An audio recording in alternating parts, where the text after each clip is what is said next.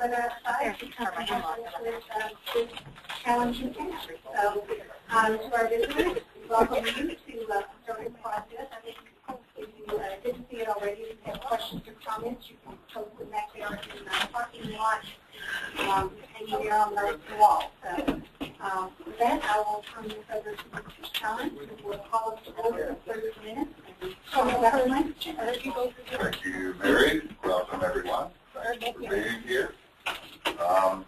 Very limited comments early in our process today. What we hope to accomplish this evening is to complete our drawing of elementary school lines. That would then complete our entire process, give us a map. That map will guide us in our conversations that will follow, that have to do with feeder patterns and anything else that might come up for final adjustments. We're hopeful that we can conclude this part of our process by the end of tomorrow night. Tonight's agenda, we have only one area that we have not discussed, and we have two that we have been asked to revisit. So in order, tonight we will first deal with the comments that have been given to us from the Greenbrier and Walnut Grove neighborhoods. We will follow that discussion upon completion with a discussion of Westmoreland and Wellesley Heights. And finally, we will finish with Willowbend to the end of our conversation in drawing lines. So before we do that, we know that there are quite a few new people to our process.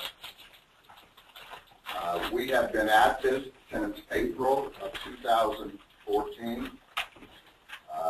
Dozens and dozens of meetings, doesn't even begin to tell you how much work that this committee has put into this process. It has been an absolute open process. The public has been invited publicly and privately to all of our meetings, every single meeting, all 50 or so, however many we've had. All of our work has been published immediately as soon as we can on the Fayette County Public School website. We have asked for and received what now is thousands of comments from the public. We've had 4 public forums and listening sessions. So this process has moved transparently and forward to what is rapidly becoming our finish line. For those of you who are new to this process and have not been following since last April, very simply, the committee takes recommendations and comments from the public. We distill them into single comments, basically writing lots and lots of letters and photocopying them and sending them to all the committee members. While a good exercise really doesn't make much difference, one letter will suffice. We deal with every single individual comment one way or another. And the committee has them in front of them, and we'll be using them as guidelines as we make these final determinations tonight. There is no audience participation.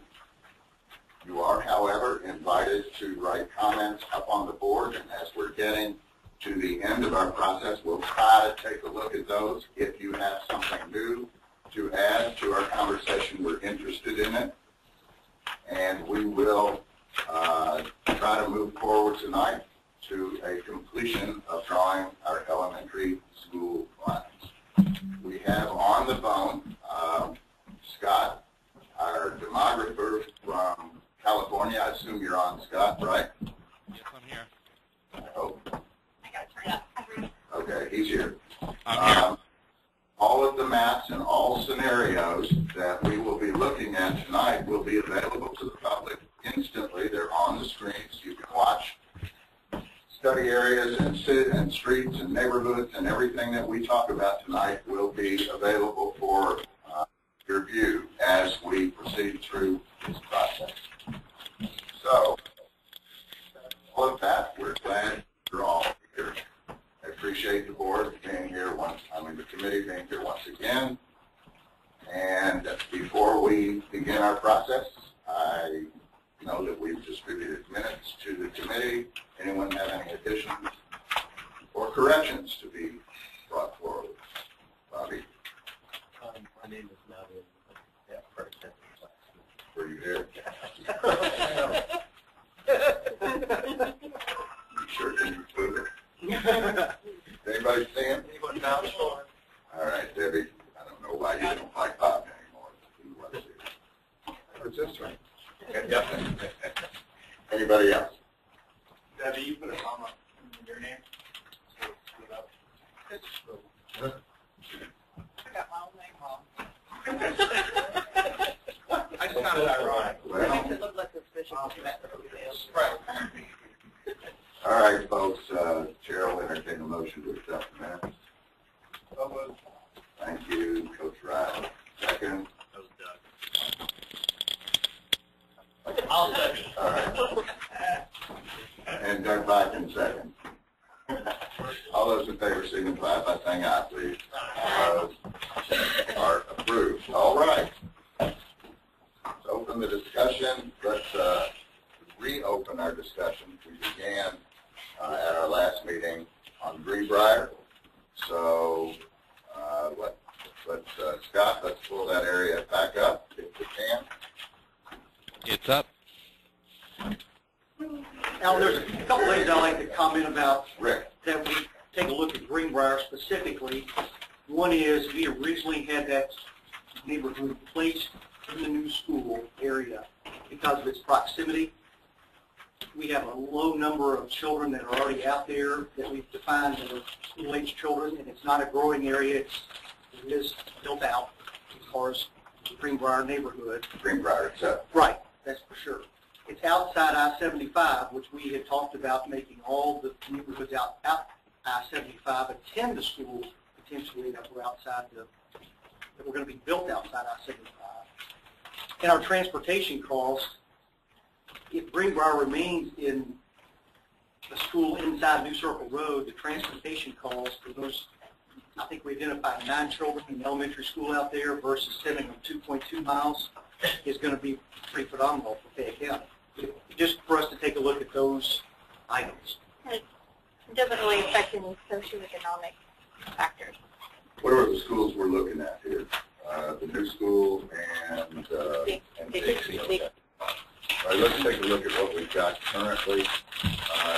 Scott, can you help me with capacity first? Capacity, let me put the percentages there. Just hold on for 1 second there. And it's on your sheets. Oh, okay. I think when he pulled up last time, only 4 students go to Dixie from that neighborhood. So there was like 9 out of the 9. There's 9 students total residing there. And the others went to Rosa Park. Yeah. I did.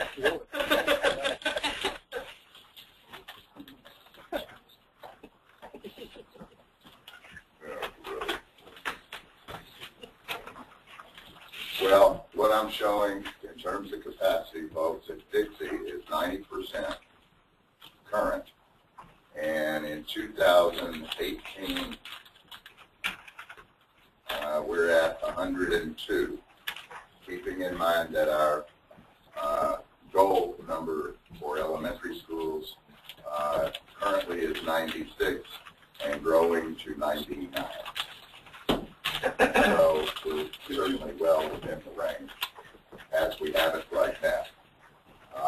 Let's take a look then at the proposed east of I-75 school is currently 99%, growing to 128%. That was one of my concerns. I think that's what the concern is ended up that being. we, even being at 99%, we can't open a school at 99%. So we've got too many people starting out in that school anyway.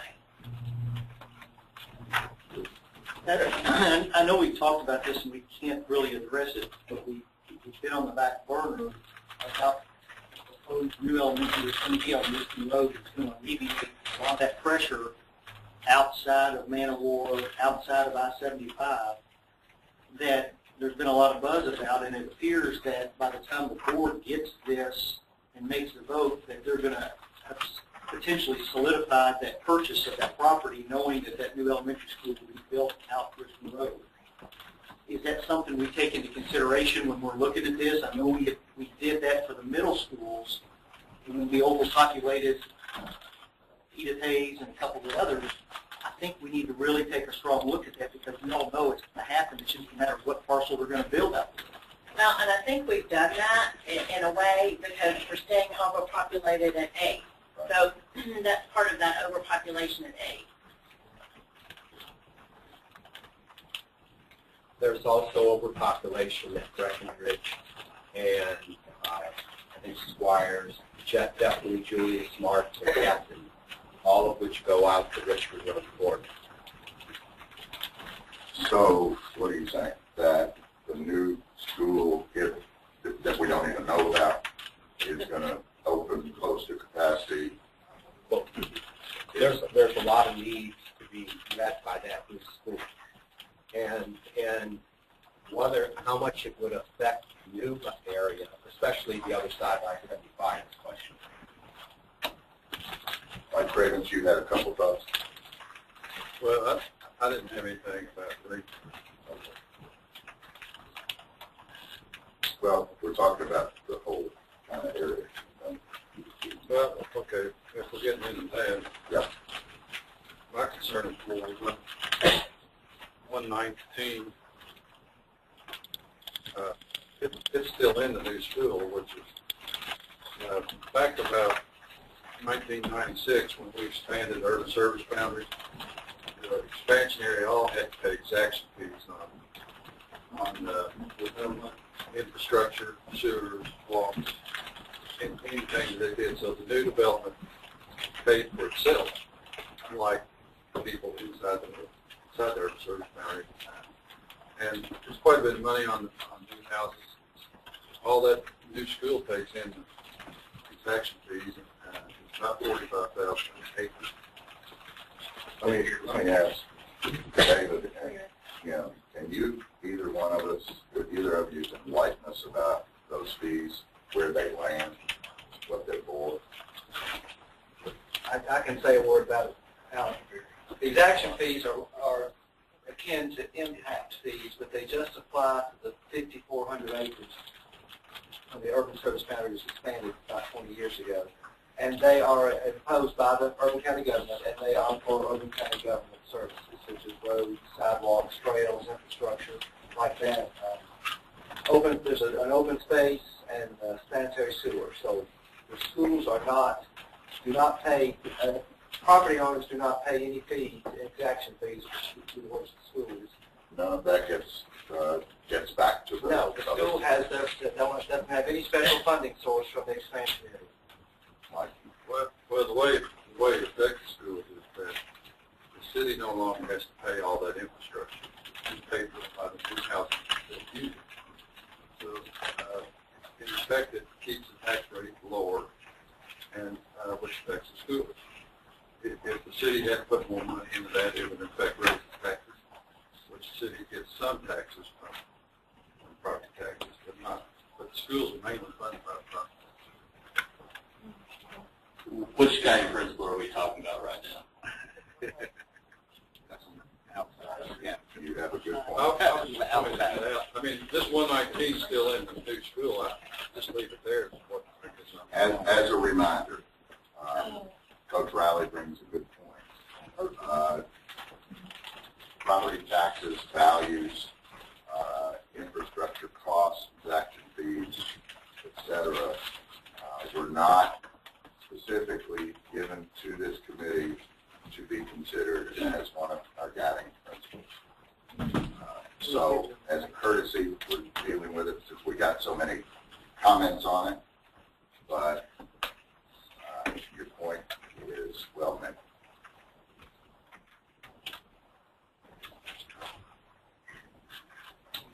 Talk to me, folks. It just seems like, why Greenbrier? There's 9 kids. It's not going to help the overpopulation either way. I feel like it should be in the news. I feel like we've made accommodations for a lot of the neighborhoods closest to, I mean, we spent the whole meeting talking about Veterans Park and getting all those kids in, like, why Greenbrier? I think it should be in the news too. The only issue that I can remember, hang on, before we discuss that, David, if you don't mind, are you putting that in the form of a motion? Yeah. I was stating my opinion. Okay, all right, there's no motion in there. Okay. David, I'm sorry. I will. Okay. I'll put it as a motion Okay. that we keep Greenbrier in the new school, that we move it to the new school boundaries. I'll second that motion. Awesome. Is there any discussion? Okay, now discussion, David. Okay. I just think then we need to go back and look at the new school and move students out. We can't start that new school at that 8%.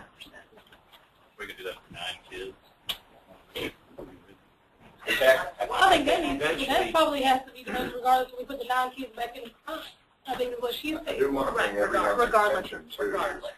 the projected numbers. We have growth in the new school attendance zone that is going to get us into a really difficult position, even as we have it drawn. Right. So, although we may only be talking about 9 kids, we're talking about the attendance zone for the new school being a problem. Exactly. yeah, eventually we should deal with that. Because as it is right now, as soon as that school opens, it's at 108%. So we're not talking about opening at 99%, we're talking about opening at 108. Yeah, 99% is the number it would be if it were there right now. Right now. And then shoot up to 139%.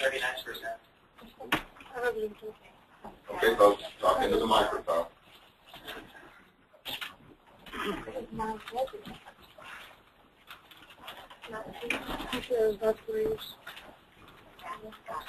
There's a motion. Scott. Anybody want to speak to the motion? Did I hear somebody? Julie, is that you? I was assuming that those 9 kids were resident kids. Are they just, they are? Are they resident kids who attend Fayette County Schools? Or just, there's only 9 kids in this group? Scott could confirm it, but I think it was 9 resident kids in Fayette County Schools. Yeah, yeah. Wait a minute. Yeah. Scott's got it pulled up. Yeah. So the 9 students there, Is that elementary? that's elementary. We're just talking Who about. attend only Fayette County Schools, Scott? Or who Sorry. attend?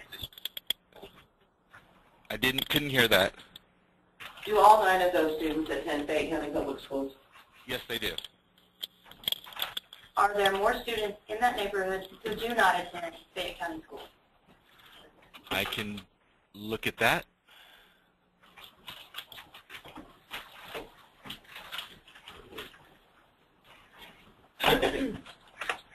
What's your point, Julie? I thought there were only 9 kids in that neighborhood, and I'm just saying that's just Fayette County. So, Yeah, I think the point would be out that there are 20 kids that have an issue with the right school that might go attend. But that's all over here. 99%. Hang on. okay, Sorry. the Fayette County school students are the blue ones. The red ones are private school students that we've got from the city. So there are more students in there than just the Fayette County. And let's see exactly how many there are. Well, based on some of the letters that we've gotten from that neighborhood, I think it's fair to assume some of the parents have said, if we got to go to the new school, our kids would come out of private schools and go there. And I think that's a logical conclusion. Well, and it can happen in anywhere. Yeah, it could happen in any neighborhood. It's going to happen all over Texas. Right. That's right. Yeah, there's 58 total students there. in elementary school? No, That's K-12. Let me parse that down.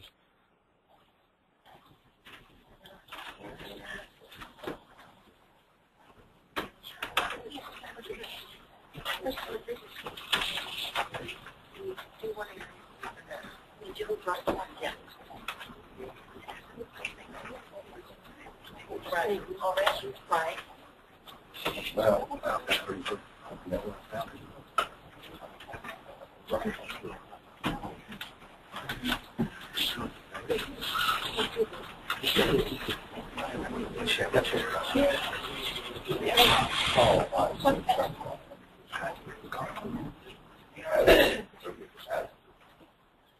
Okay, there's a total of 32 elementary school students, or below. There's a few, yeah,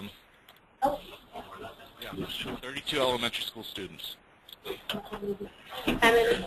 32. 32. The majority of them are going to Lexington Christian Academy. Hey, Scott, does it show what the projection would be for elementary school children by the time this school opens? Yeah, it does, and that's on the other one here. Unfortunately, this is one of those areas where, since there's currently not that many students, so let me show you this here. I'm looking at it from the amount of students. There's 0 kindergartners, 5, 1, 1, and 2.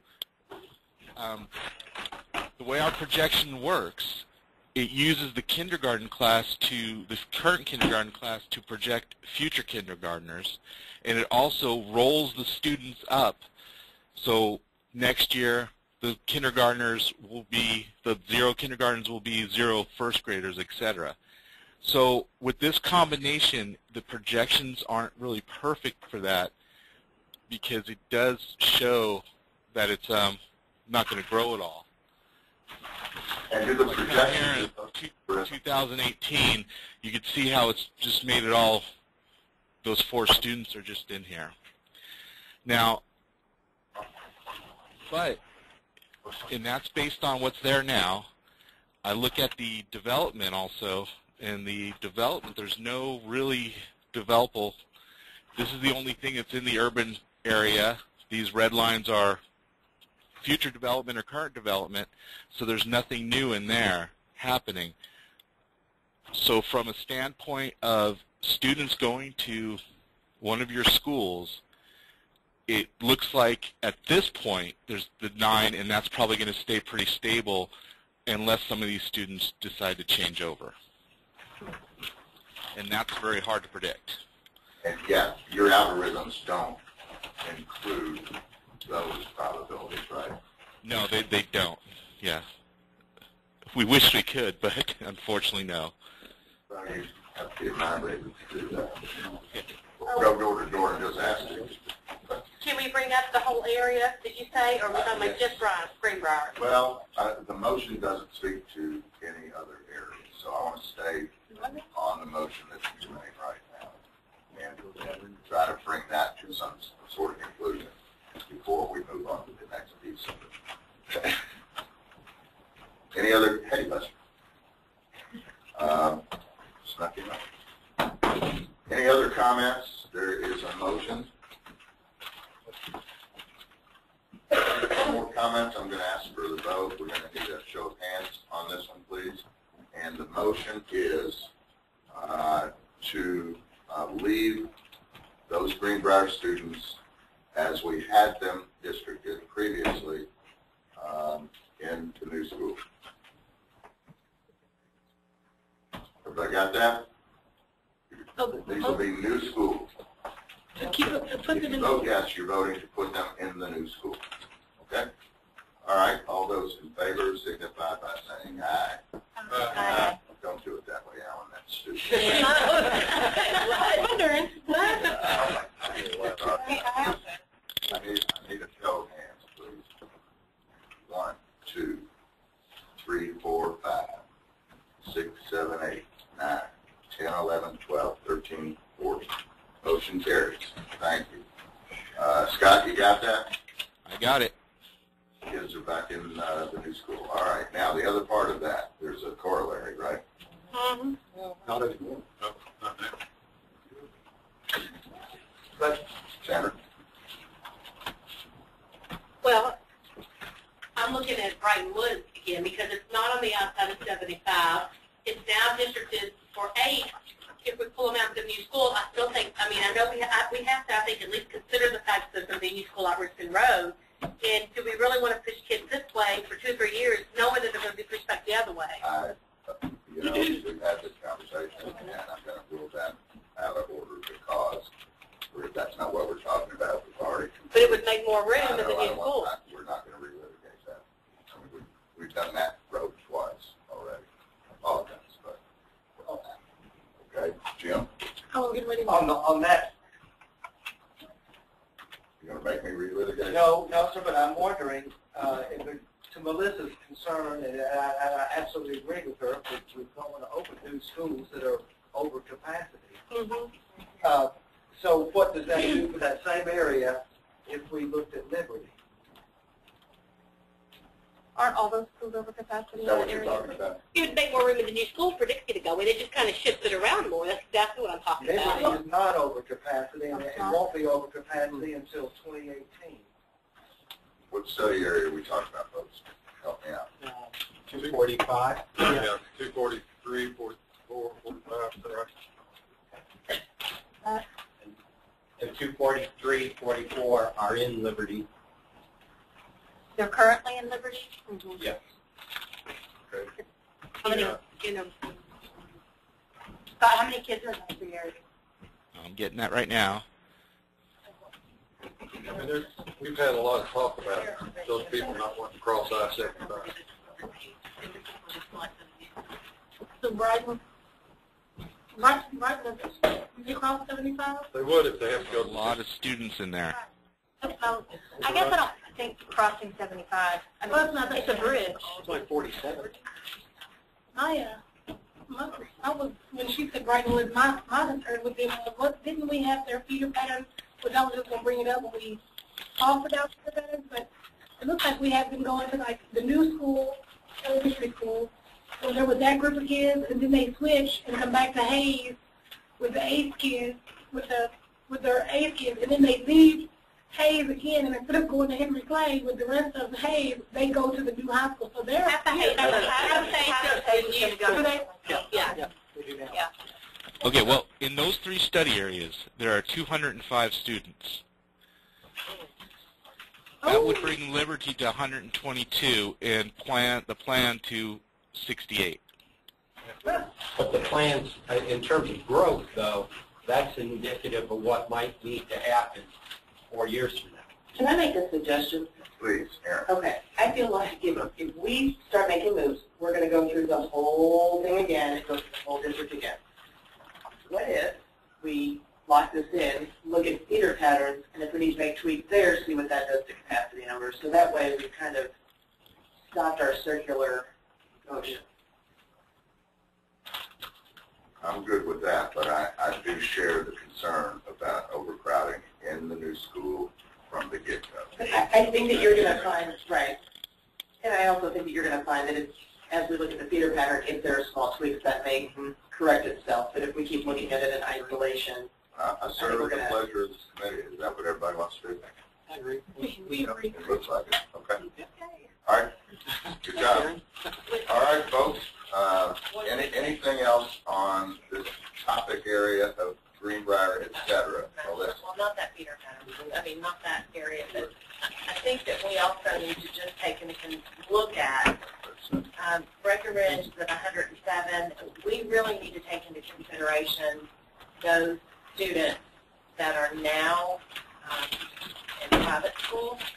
With the kids at Breckenridge, I have a feeling that when they move, if we move them to a new school or make a move, that they're going to want to go to that school instead of private school. So we really need to take into consideration the private school residents in this area. In which area? You mean the 8th area? I'm talking about Breckenridge, the 107. I'm sorry.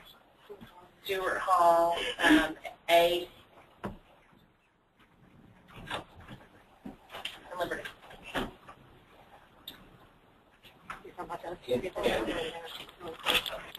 I've provided for this meeting estimates of students in the building for middle and high. I do not yet have those ready for elementary. That would be helpful to have projections for elementary that at least make an estimate, a guess of what's going to be in the building. And we really need to hone in on these numbers. That would help that whole area. Let me ask you this. If as we have it, kids are districted to the new schools, and your premise is that might encourage more public school coming out of private schools, how would that impact Breckenridge capacity?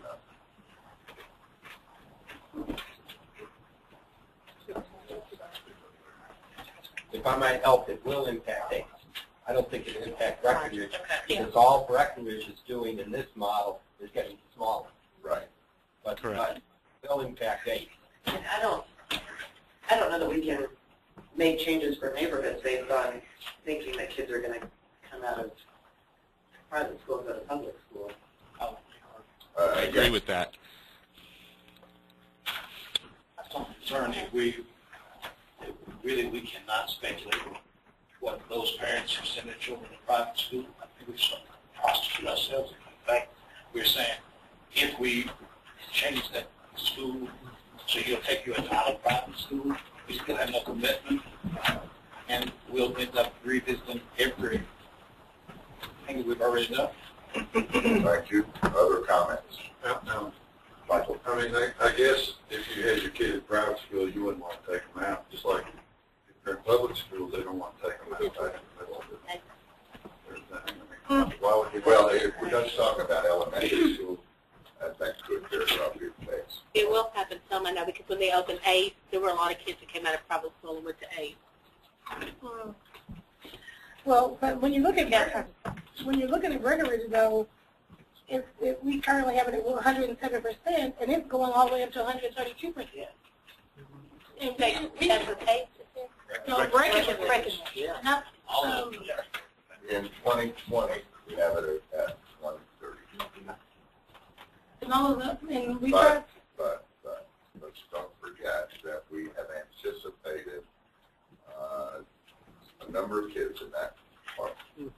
Part of the agenda zone for Breckenridge is being moved when that new school that we have forward. That's how we got to our ACE and Hayes situations. It's reminding us of where we've come.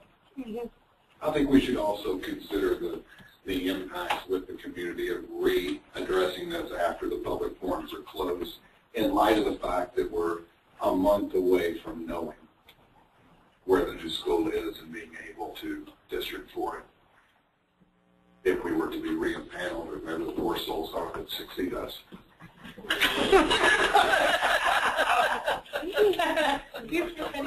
We're going to know in a month where the next school is and who needs to go there. So to cause more commotion in the community by moving kids again, I think it's just asking for problems that we really don't need right now. I appreciate that comment. Thank you, David. Other thoughts?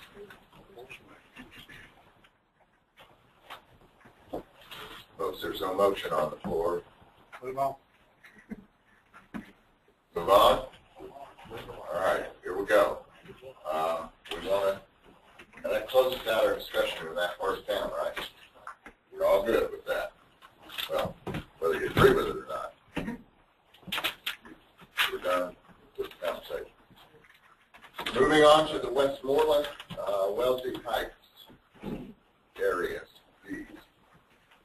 They'd actually be two separate issues.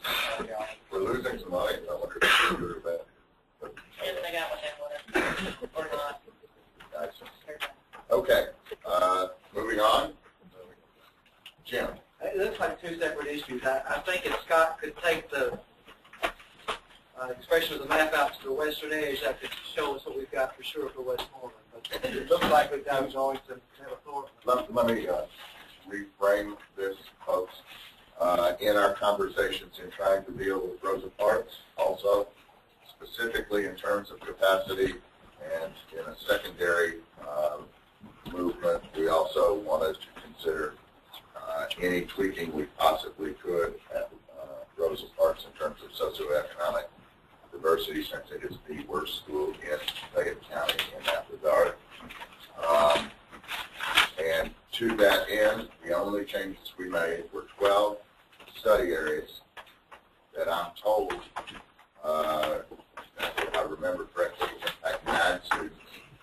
And we moved them from Rosa Parks to James Lane Allen. All right?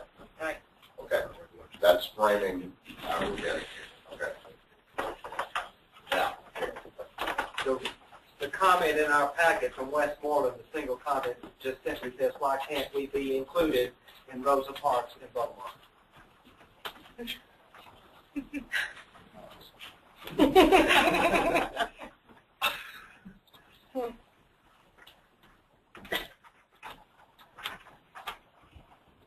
anybody want to address that?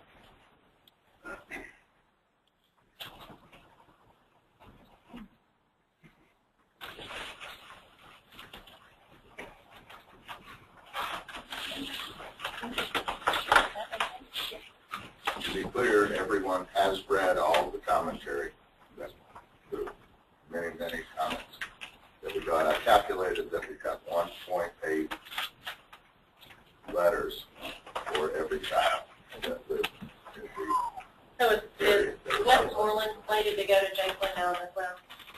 I can't, no, where are they No. slated to No, Westmoreland is not. Were they in Meadowthorpe to start with, or were they in? Yes, they were. The blue line here again is the current boundary. So they were in they are currently in Meadowthorpe. And they're going to stay there? And our recommendation was that they would stay in the same school attendance zone. And they want to move? They do. They want to be included in Rosa Parks. Isn't the real answer is just like, due to capacity, we haven't put anybody new in Rosa Parks? Nobody new. But let me revisit quickly one of the things we talked about earlier when, again, Rosa Parks conversation, is we will not entertain any motion to put more kids into that situation unless there is a corresponding move for kids coming out. Okay?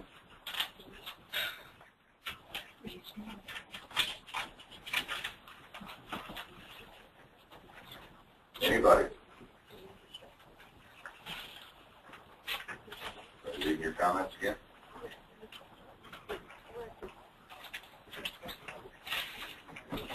Melissa, you look like you want to say something. No, I'm just trying to go through my mind. They'll go to James Lane Allen, and they'll come from Beaumont and onto Duck Park.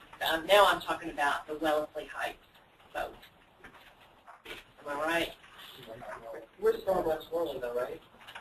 Well, I figured Westmoreland is in Meadowthorpe there, and we're not moving any movement. Yeah. Right. Unless someone wants to recommend that we do so. All right, I want to call for consensus on that. Yeah, let me just see some heads nodding here. Is there anyone who wants to bring that to a vote on the committee? Anyone? Let's think about it. Wesley Heights was in Rosa Parks, and we moved to Well, We're finishing with. Westmore. He moved on already. I guess Doug does not want to bring it to a motion. I'm sorry. hit me when it's my turn. I'll get it. Timekeeper did, right. Well, I had two. It's been 10 Doug, I minutes. had moved on as well. I thought we moved on. I'm saying, Sorry. All right, let's move on then. I think we had. All right, so we have I believe we have moved on. Let's Okay. now. Okay. Got more of that. All right. Wesley Heights. Yes, I'm saying about Wellesley Heights, right? I don't think that we really thought when we were moving those rural areas out of Rosa Parks, we really looked at what grade these kids were in. I think we did it just to keep doing something. And I don't think that was right. Okay, fair enough. Anybody got another comment? I remember when we voted on this, like, it was a package deal. Like, we moved them and we moved somebody else. And I know, but we moved the whole rural area, plus there was another area, and we didn't split it into two separate votes. Like, I remember when I voted, I liked the one move we made. I didn't like moving the rural kids, so I didn't get a choice on I want to move. We didn't move anybody else at that time. Yeah, there was We three. we voted on two things together as a combined package. Yeah. I thought the other thing was that we were going to close it and never bring. No, there was a whole neighborhood discussion. Seriously, I did. I thought we voted to close discussion. Yeah, because we wanted to move an area out of Rosa Park and put them in the Garden Springs because it was over capacity. And so that we would back off that issue, they moved the rural kids that were on that left-hand side because there was like, what, 9 or 10 kids or 12 children. They moved 12 study areas, 9 children. 12 study areas and 9 children, and then they closed discussion on Rosa Parks, period. That was how that went, because we wanted to move an entire area into Garden Springs, because Garden Springs is at 80% capacity, and Rosa Parks is at 120%. Those were separate votes. Let me ask a question here, so we can move this forward. Is there anybody who thinks that we should abandon the thought of not bringing any more kids in to Rosa Parks? Anybody want to expand what we have at Rosa Parks right now? Is there an appetite to do that at all? Let's look at it. I would like to look at for that section. Okay, we can do that. Scott, we'll do it. So you looked at taking another part out, though. You're not talking about adding more kids. You're talking about replacing, moving. I mean, Or you just if we can find something new, I mean, we Yeah, can my comment really was to add kids without any corresponding to Rosa Parks. just let's plug in the numbers. I mean, we did for everybody else. Let's plug in the numbers to see what it is, and then we can decide. Scott, if you can, please. Do our due diligence. You're talking about what else would it be? Well, He's back out. The whole rural area or just one? Just did that whole rural well, I area. think we need to do the whole, that whole area that we moved. 12 areas for This Not whole those- rural area. No, the one that you just turned green should go back to Meadowthorpe. It's the areas outside of Manowar that are blue. 405. Okay. Well, it's 405, 404, 79, 57, 56. I don't think so. Well, I don't think if we have any kids out there, so, yeah. How many kids are there? Just so we know. 24. 24 total students 24 total students with all those study areas. with all those study areas, which includes the Wellesley Heights, right? Is that elementary or total? Those are just elementary, right? K-5. Those are just K-5. I think you went too far looking at the original boundaries. You with the new surface. Yeah. Right. 407 and 409 are currently in James Lane Allen. I think it's 404 and 408 back is what we're looking at putting back into Rosa Parks. Okay. Yeah, I don't think there's any students in 407 or 409. There's 5 students in those two. So you're looking at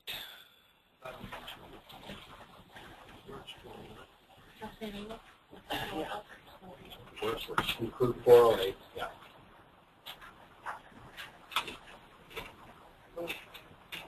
that. Hannah, where's Hannah? She just walked out. Okay.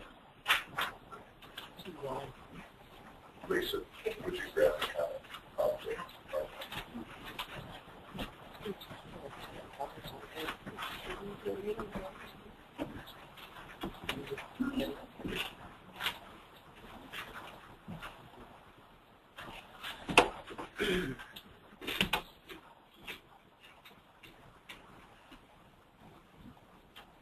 Okay, there are 20 students. Oh, I'm sorry, I grabbed this one.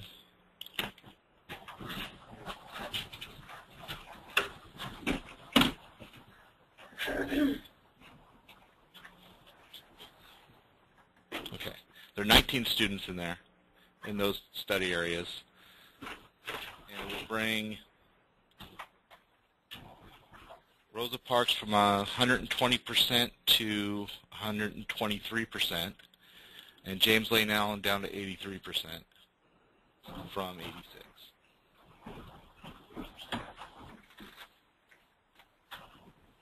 Thoughts? Votes? Any comments?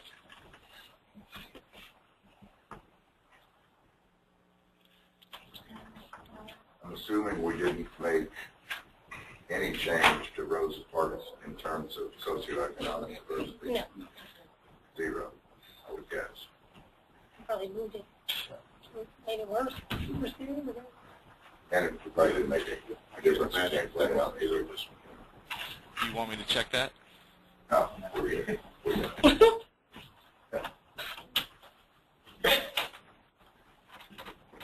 All right, I'm not seeing any movement here, folks. Is there a recommendation, or do we leave things as they are? If they don't- Anybody want to take a vote?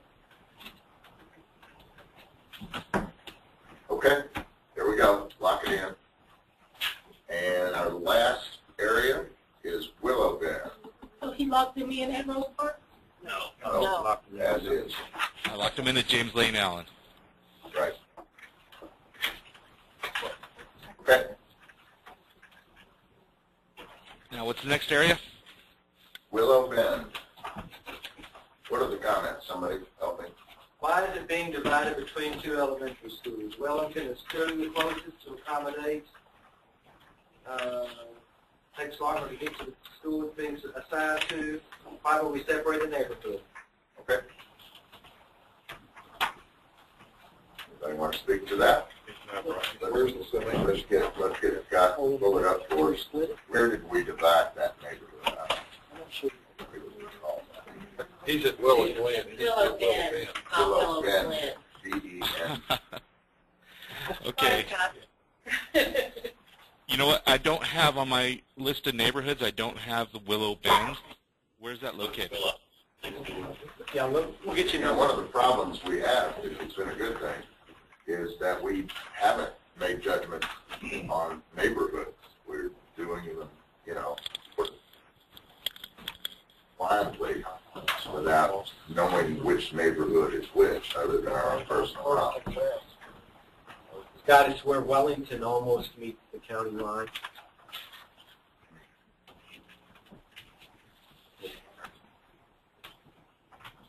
We're going to look at Manowar and Boston Road. Is it 585?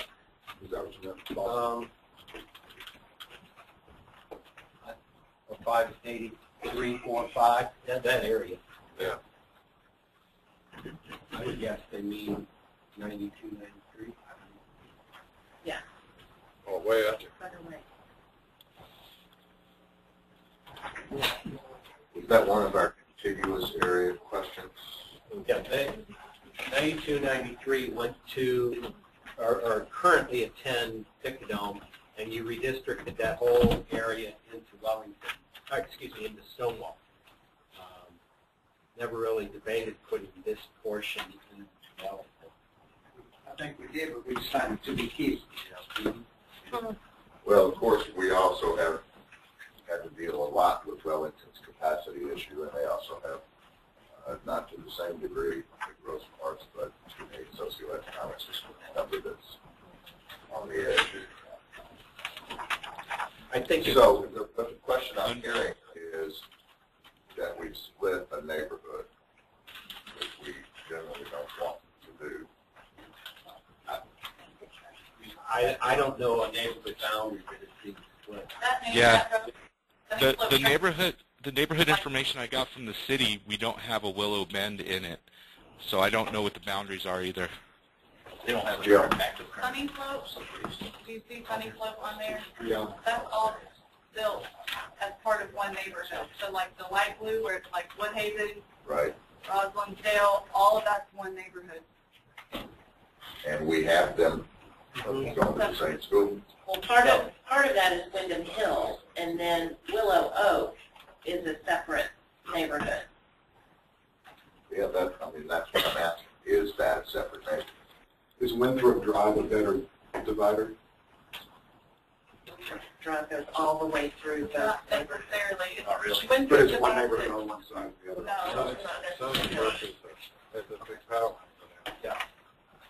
Yeah, basically, everything you're looking at, actually you can tell by how wide the street is in this drawing, and that everything in that area was developed about the same time over the last 12 plus years. And when determining the original Wellington boundary, we chose to follow, the board chose to follow the power line that separates those two areas. It looks green in the aerial photo. That power line is literally in the middle of that entire neighborhood.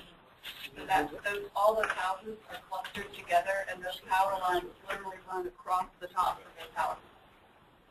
So it's all built around that. So are you suggesting that's not a good natural boundary then? I mean, technically when you drive through that neighborhood, it's all, especially that sunny slope, that's all part of that Willow Bend neighborhood. Again, So Sunny maybe- Slope is not split. Sunny Slope is part of one area. So maybe it would make more sense to swap. Now maybe Willow Oak would be a swap.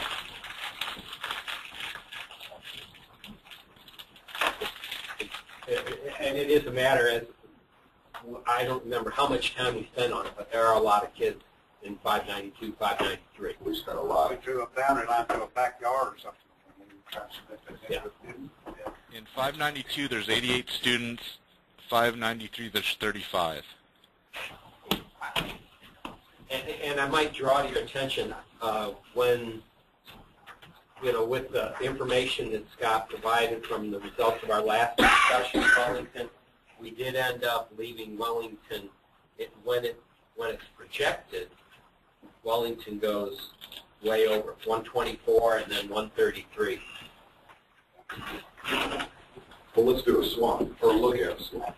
Well, you've got to, I can't remember what Scott just said, but the delta's not that big. It's 130, 185. I think 35 and 88. Oh. I mean, like you could possibly do 35 only. Well, if they want to stay together, we could possibly put them into Stonewall. Staying together is more important than being... If they go to Stonewall, we will have capacities on both schools. Well, no, Wellington would go down probably less. Well, I didn't say how much. That would balance that. Right. Stonewall has capacity, and that would reduce the Wellington, not to what it really is. It is, Stonewall's going to go over, though, at that point. Would go over a little bit.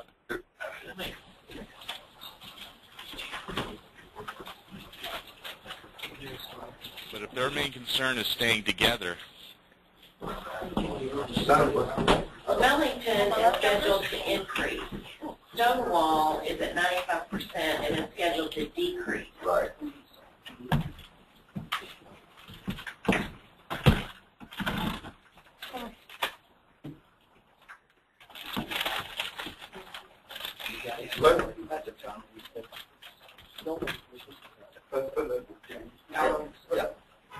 The comment doesn't, it just talks about the neighborhood being divided between two elementary schools. It doesn't give any street besides Willow Bend or the neighborhoods.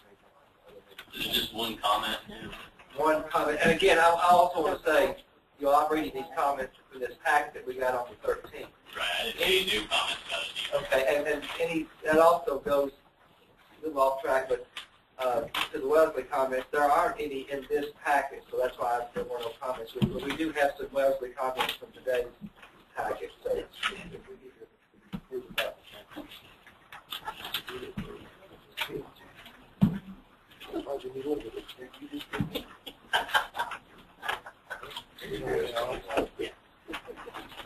All right, Anybody got a suggestion or just leave it? I think Clay's Mill or Stone? On the capacity-wise, currently it's at 94 at Stonewall and 102 at Wellington.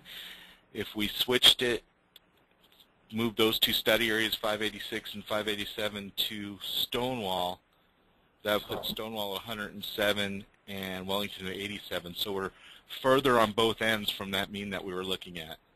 Right. What if we moved them into Wellington, those two areas, 92 and 93, and then 585 in Stonewall? Okay. Good swap. 585, originally 585 was not in the board's proposal for Wellington years ago, and when they had the public hearings, it was suggested that 585 be added.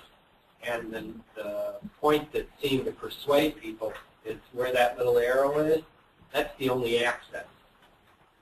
The left-hand and lower boundary there are, brick walls or something that you can't cross.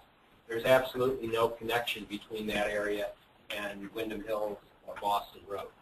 So at that time, the board was persuaded that they should go to the same place that Mill Pond 550 go. And there are only 30 students in there where we have 66 and 33, so we have 99 students in, 88 and 35, so we have a 113, 114, somewhere in there. If we're looking at this too, we also need to keep in mind that Wellington is projected to grow significantly, and Stonewall is supposed to. Yeah, Melissa said that a few minutes ago. We have. I think we made that move. You're still split neighborhood. I mean, even above Waverly and Him is still what they consider Little Bend. This is the older section. So, I mean, it's going to be right back where we were. And there's a lot of people there, too.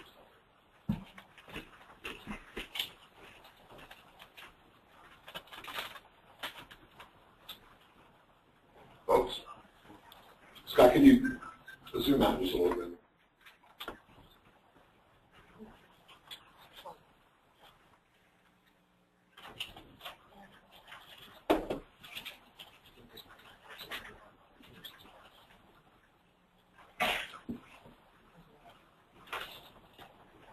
Jill, do you think that the Sunny Slope is an appropriate boundary there?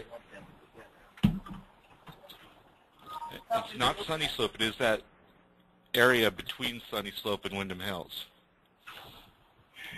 So all these students are in one. Oh, yeah, you're right. Going down that power line that Bob mentioned.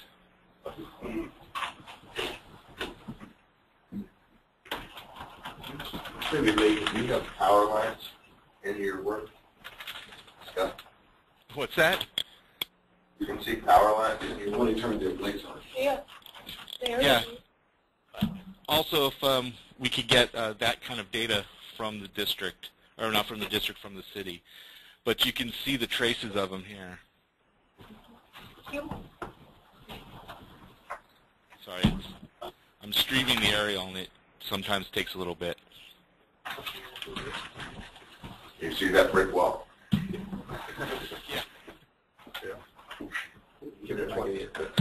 If they had a valid neighborhood association with the red check, we probably wouldn't split them. Right, so maybe they should. Well, the 592 and 593, there's no way to connect to 591 by street. They have to drive all the way out of there, half Boston Road, I think. No, Wyndham. Doesn't it? Yeah, Wyndham does. I don't see one on there. I see a dotted line there on State Street. Oh, yeah, that's Wyndham Hills Drive goes through. Yeah, right there. Okay, I see that. By Everettsdale. They got to go up in that other street. Okay. Timekeeper tells me we're closing in. A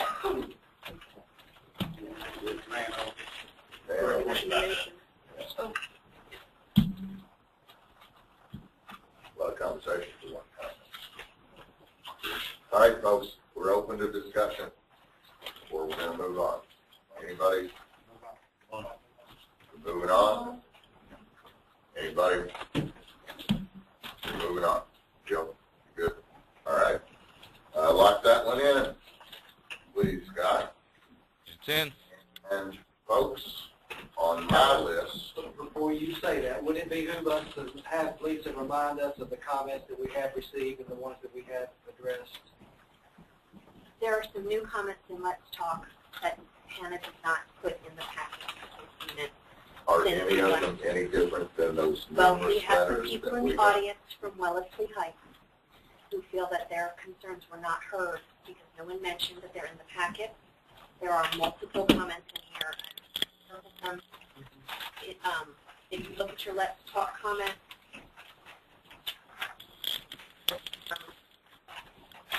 a comment on page 4, 5, 6,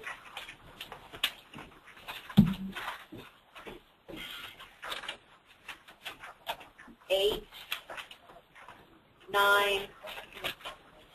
It's this packet right here that's as of midnight last night. No. You don't have one? You do? Okay. And there's also a couple of letters from that subdivision, and they would just like to know that their comments have been listened to and they feel that they weren't given consideration. The only other comments in here are from Greenbrier.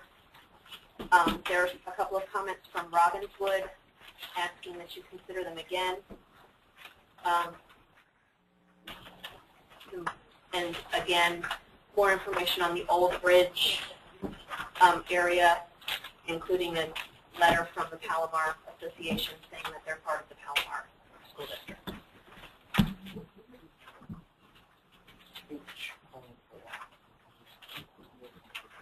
All right, folks, take a minute, if you will. We've voted 3 times on one. I understand. 3 times. I lost every time. Take a moment to review the Let's Talk comments, and if anybody can express something that's new, that we haven't gotten in all the personal letters and comments that we've gotten, point it out, and we'll revisit. If there's nothing new, we won't.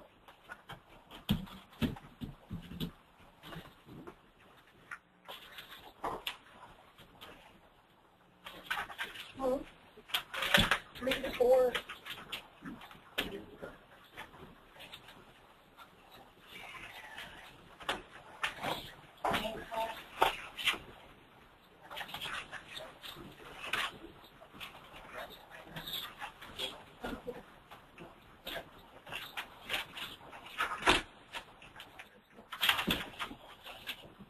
See the comment that we all received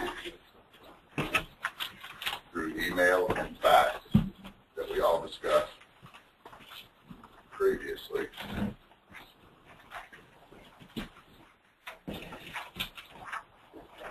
Alan, it appears, looking at this, the proposal H was made, was decided, released March 18th. Was there a reason that that area, that maybe I missed the conversation, was there a reason that we visited just that rural area to move those 14 kids? Well, we discussed that earlier, but yes, we have a lot of discussion. That's all in regards to our trying to solve our road problem. And we know from our previous discussion, basically 3 percentage points in terms of capacity. It does nothing in terms of grade reduction.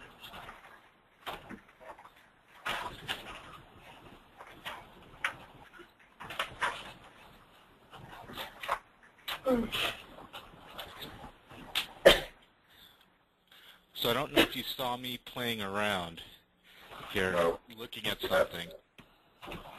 But is moving these 3 study areas into Wellington and taking these 2 study areas into Stonewall may actually balance enrollment capacity-wise. It'll be nice. Yeah. That's, yeah.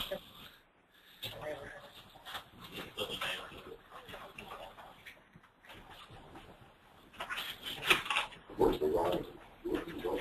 Oh, that's what I wanted to ask Lisa about. It's on page 17, and it appears to be based before our most recent action. Yeah, we already got it. Yeah. I was trying to That was our check. last.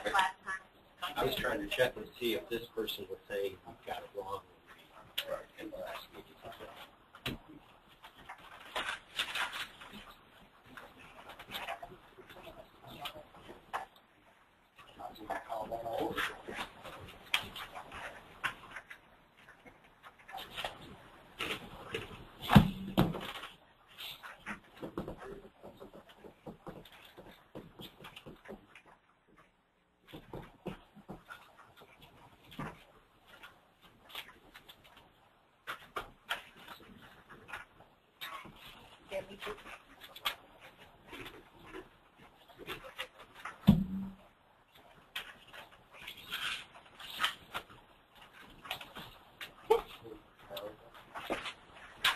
So are we going to vote on Leslie Heights just by itself?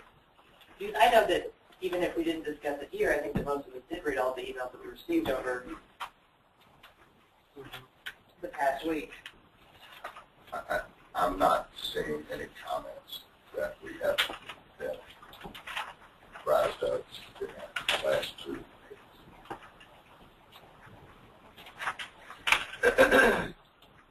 But I want to make sure, I want to give it a fair air.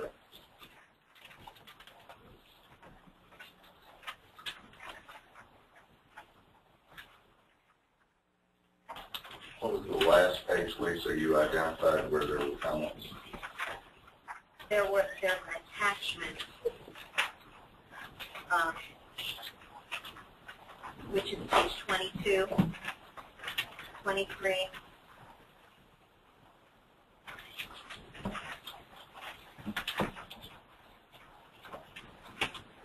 Right, okay. And then also 24 and 25.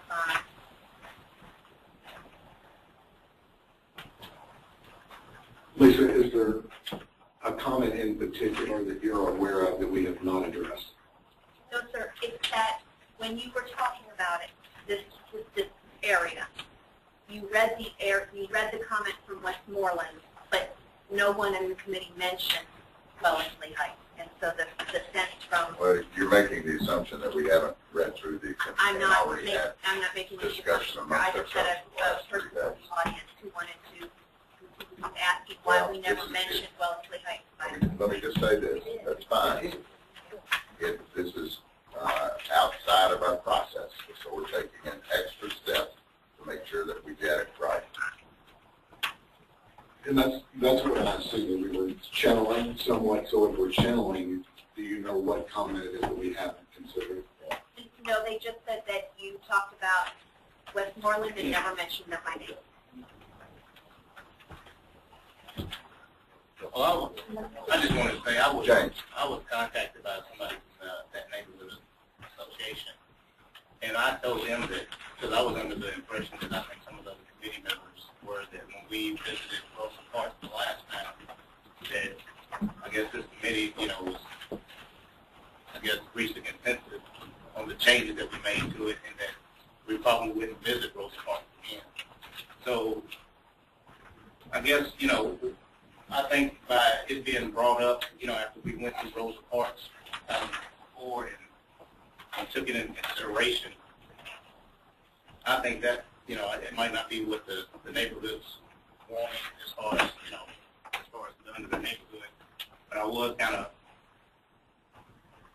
I wouldn't say excited, but I guess it was kind of positive that we as a committee had revisited that area and had looked at it. And I didn't want to make a suggestion for my suggestions. I asked everybody to keep count. But I did just want to say that because I was contacted personally, and I guess some of the committee members were as well. So I mean, I guess Anybody not contacted by someone from this neighborhood? One or the other. I don't have it on that website. 3%, changes 3%, Rosa Parks changes 3%, James Lane Allen. I mean, isn't this the exact same situation we just had with Greenbrier? Listen, I'm open to anybody's conversation. It's this rural area. That's the problem. Because it's a rural area? So they're probably not growing. You can't out there. It's like farmland. In the airport. When the airport, and, you know. Head farm. I think England, just to try to recall, the discussion that we had when we made this move was, and it was just my perception, and correct me if I'm wrong, but I think that we try to impact as few students as possible when we're trying to reduce capacity. We looked at the program transfer numbers, and we saw that 77 students left Rose Park for one reason or another to go to another school. So by bringing that number down, and in addition, the principal stated that the school could handle 700 students. So with those two pieces of information combined, by removing the 19 students and you're bringing it down to 781, you're only 4 students over what the stated capacity would be if those numbers were to hold. And if we put them back in. Wait, Nate, hang on. I'm sorry, I thought he was finished. Yeah, you're done. Yeah, I think that's basically. And so if we put them back in, there are only four kids over capacity, or are there 4 kids over capacity with them out?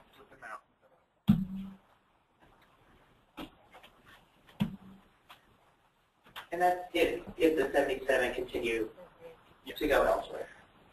So they could come back. Right.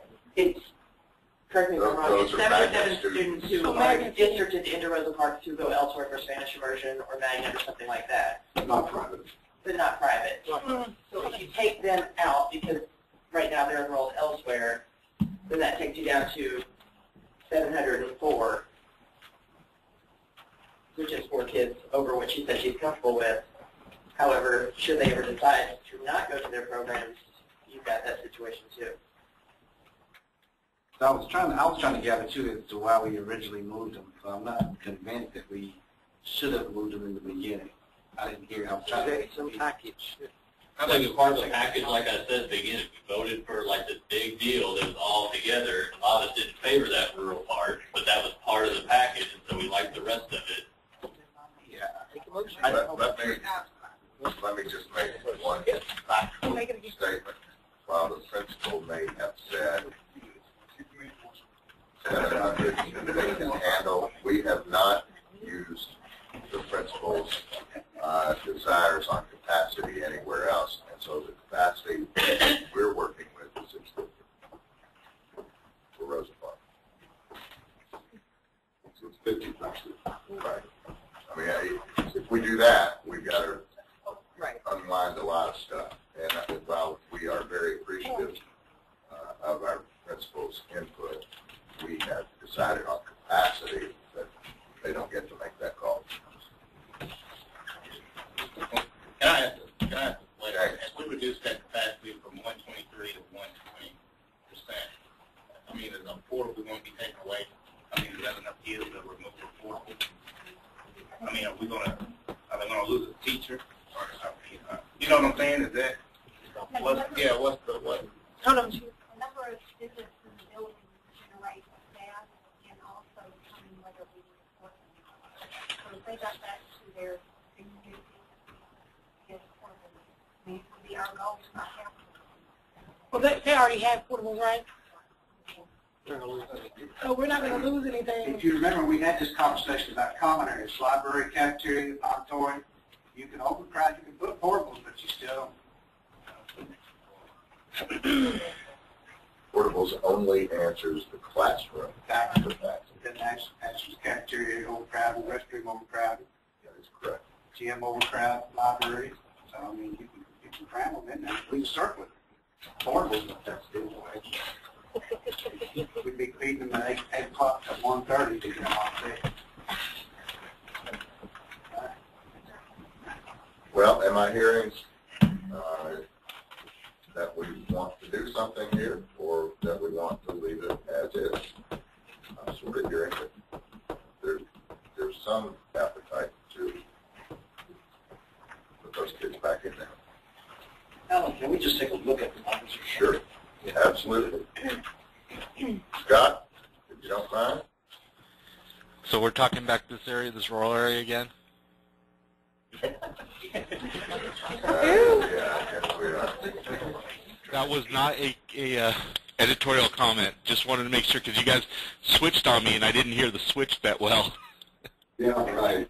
Yeah. And our answer was equally not editorial. What's that?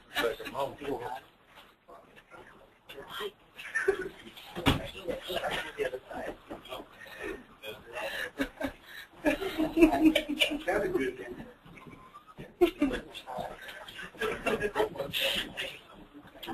It's not going to cost anybody else to work. I'll chime in and say that I think that Bryson got the process exactly correct. Yes, he did. I agree with Exactly. I didn't hear that. Right. But So I said that Bryson got the process that we went through previously. He nailed it exactly. yeah, I would agree with that.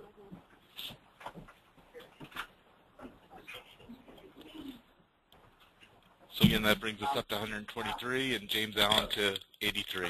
I didn't hear Scott. Hang on for a second. For the second time, I was okay. So me? So you want to talk to your Scott? Scott. Yes. Third time. I'll get to you. Third time. I'll get to you. Scott, we didn't hear what you said. No. Okay. It brings James Lane Allen down to 83% capacity and Rosa Parks up to 123 capacity.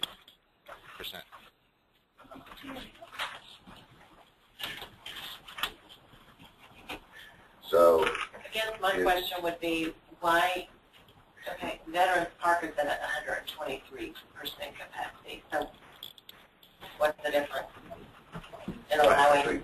Well, Veterans Park, that was, we did that because we looked at projections, it was going down pretty quickly. Rosa Parks is descending, but not very much. Not as quickly. Yeah. So there was a distinction in those two cases. I'm not saying it's That's right. not to make the move, but there was a distinction. Gotcha. Take a vote. Listen, I'm open for a vote. Somebody want to make a motion? We need to move on here. I'll make a motion that we spent 3 meetings on the same question. Doesn't really like to do this for the third time. Doug, make a motion, we move them back. to Rosa Parks. Parks? All by itself, nothing else. The whole rule. The whole rural area? Okay. Okay. Is there, did you second that? No, I'm just Okay. I'll second. clarifying, as it's on the screen. Starry has seconded it. Fine.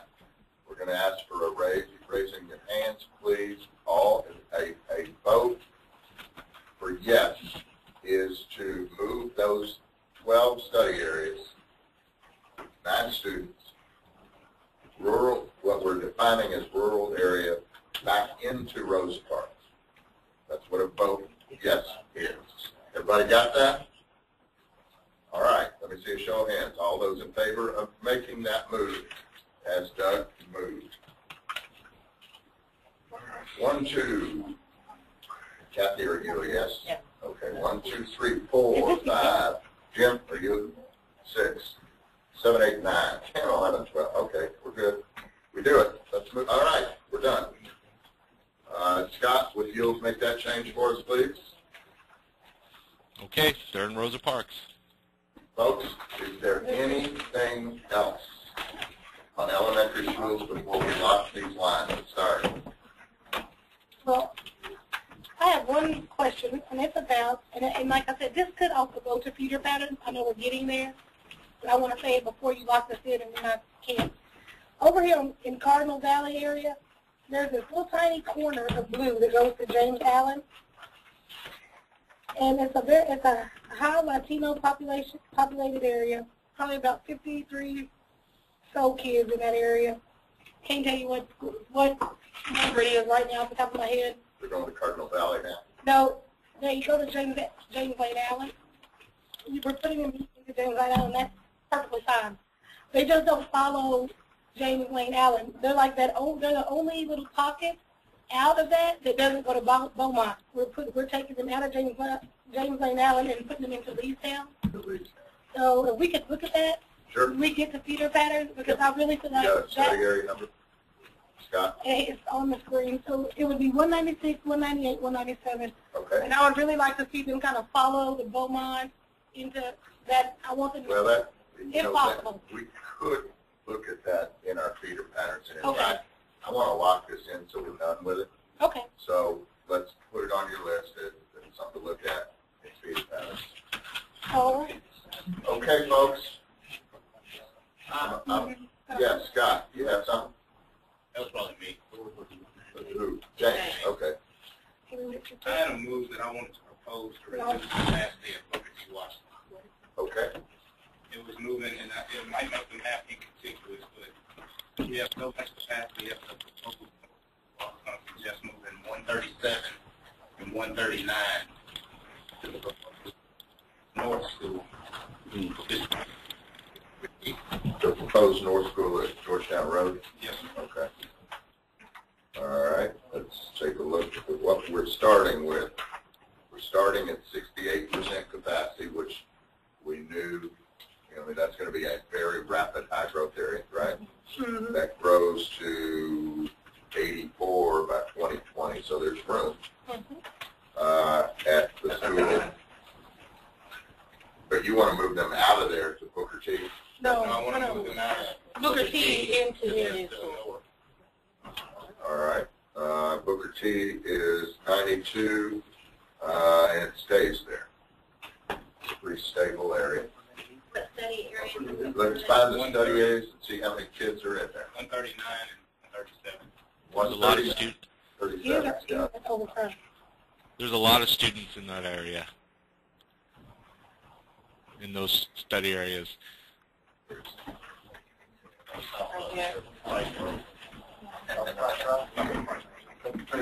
It's on, oh, that's Price Road. Price Road.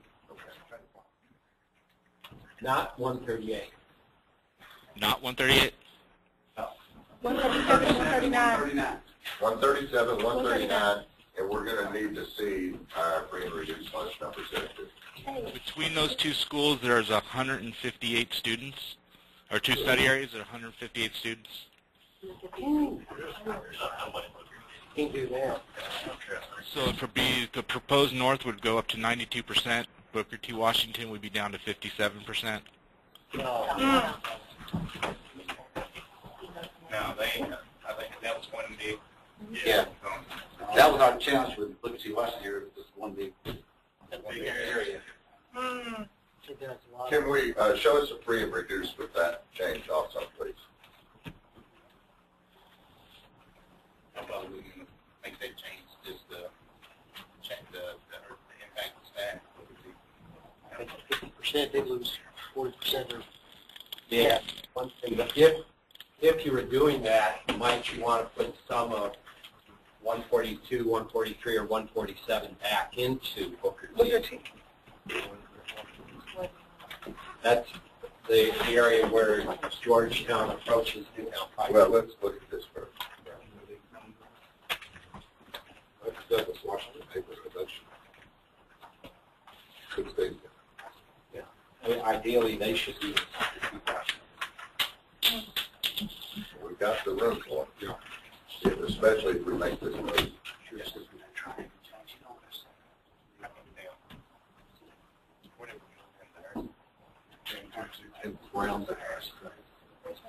Right, and that frees up a little bit Harris, and that could really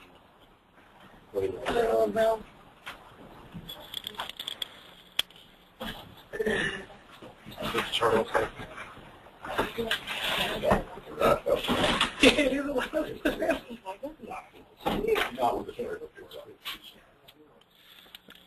Okay, that brings Booker T, that was started the day at 90%, so it brings it down to 88%. And the proposed North School brings it pretty far up to 68%. So we took a lot of students out. But it'll come back down as the population of that area out there is not free to use lunch. There's homes that are just out there. Well, okay, guys, you've seen that. Do you want to now add in the Douglas Park area? 142, 143, 143. Back to Booker T. You can see, yeah, move it back to the. And from where? From Harrison? Yeah. Harrison. By the way, this Harrison change would help the feeder pattern. Putting that back into the feeder pattern. Okay. Let's see how it goes.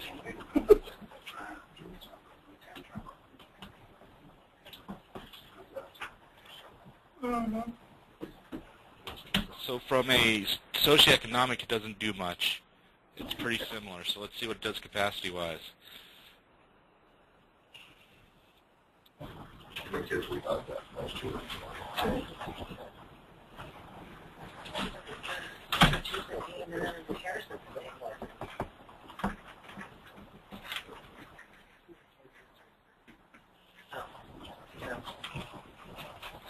So at Booker T, it's 76%, and Harrison at 70%, and we still have the planned, the North at 92%. I think those three moves together, James, make sense. Anybody see a flaw there? The only problem I have with it is, isn't this going to negatively impact diversity? No, it didn't. It did negatively impact poverty, but is it negatively impacting diversity? How do we know that? Would it be increasing the diversity? You mean from a racial perspective? I don't think it is increasing. It actually does include diversity. Yeah. What's that? I don't think so. Yeah. 137, 139 is Hispanic, much more than African American. There's some Caucasian in there as well. I thought it was primarily Caucasian. We haven't looked at that metric on any other change.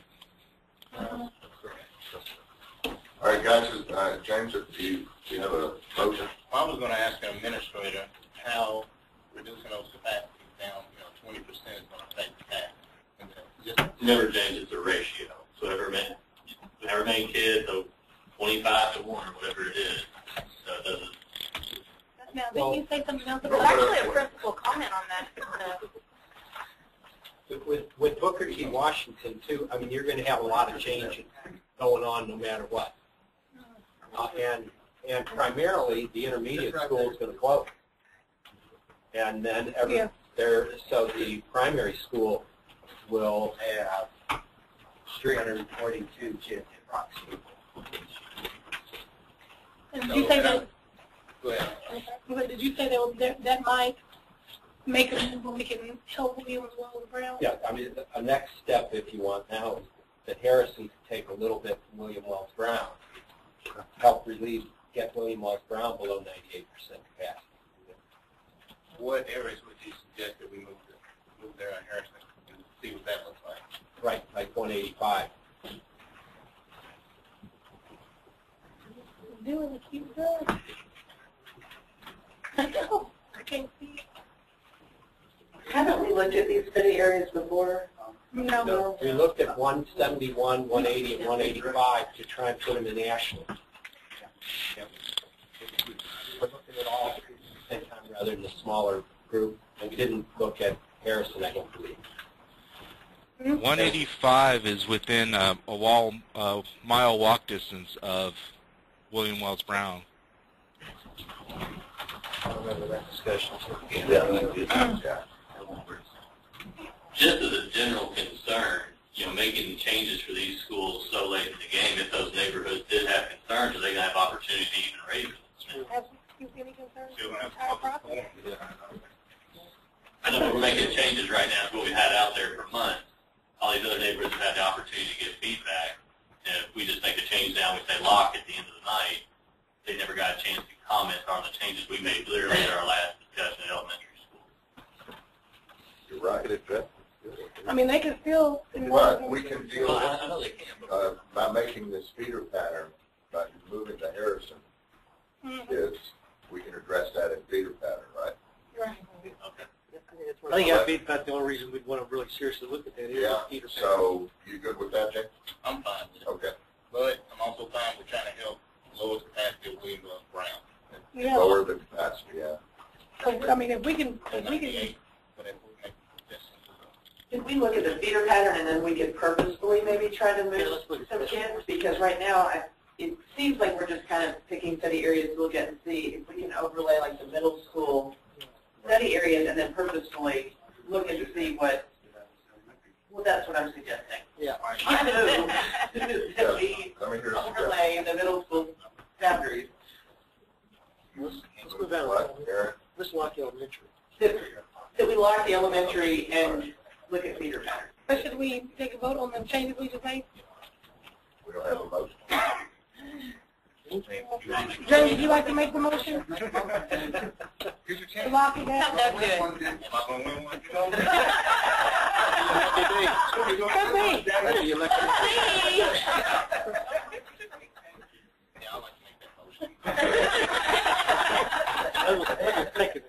Help me what the motion is. To make the motion. How we do. 137 and 139 from Booker T to the proposed north, and then moving that triangle. 143, 147, 142, 142 into Booker T. Okay. I'll second. All right, we got a motion and a second. I'm going to ask for a show of hands. A vote yes is to approve those changes from the changes in 137, 139. Am I saying that right? From Booker T to the new North School, and those other three in the triangle, 142, 3, and 7. From Harrison into Booker T. Everybody good with that? All right, let me see a show of hands, please. All those in favor? 1, 2, 3, 4, 5, 6, 7, 8, 9, 10, 11, 12, and beyond. We're good. Good, James. There you go.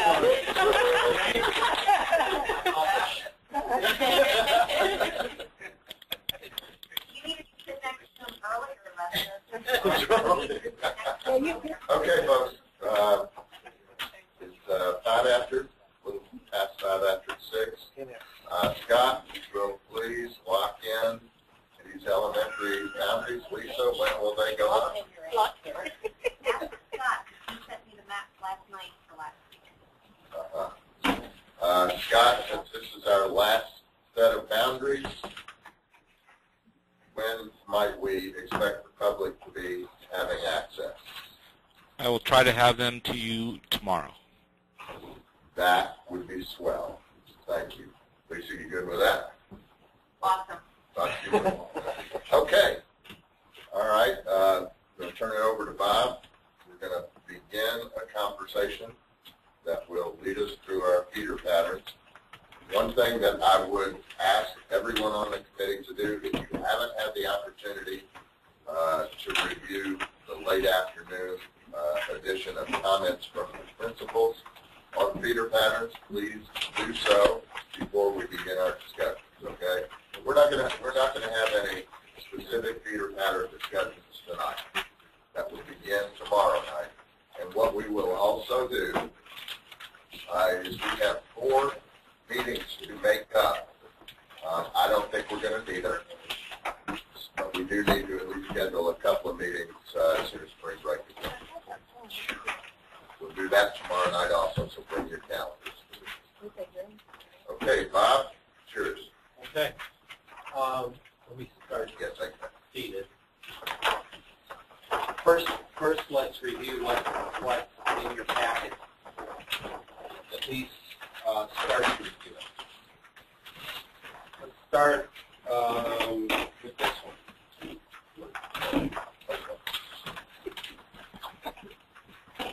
With some future feeder draft. Future feeder draft. Everybody got it?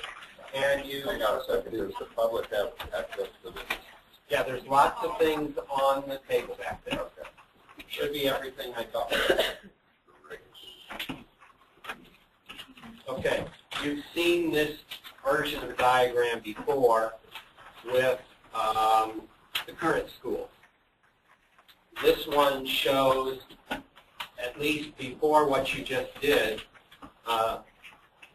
this shows the current pattern. And frankly, you'll see a lot more lines in this one than you did in the current one. You're going to find when you look at the maps carefully, there's a lot of occasions where the feeder lines, they don't match up real well. And many times you already talked about it, and you know that. But there'll be a few times that might be a surprise or whatever. Theoretically, if you were to have a perfect feeder pattern, you might only have 36 lines, one for each elementary school. Theoretically, if you had a perfect feeder pattern. And we know we can't have that. Let's look at Tate's Creek for a minute as perhaps the simplest one. We've said it's close to a good feeder pattern, and I'll show you on a map in a little bit more how close to good it is. All of Southern Middle feeds into Tate's Creek High in the your latest proposal. Most of Tate's Creek Middle feeds into Tate's Creek High.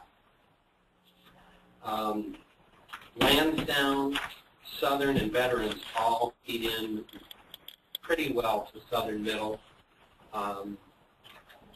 One of your recent changes that I did not properly reflect on this chart is Mill Creek. Mill Creek was split before, and your decision the other night about Veterans, basically you can draw a line through Mill Creek right now. Where you see Mill Creek under Southern Middle, you can draw a line through that.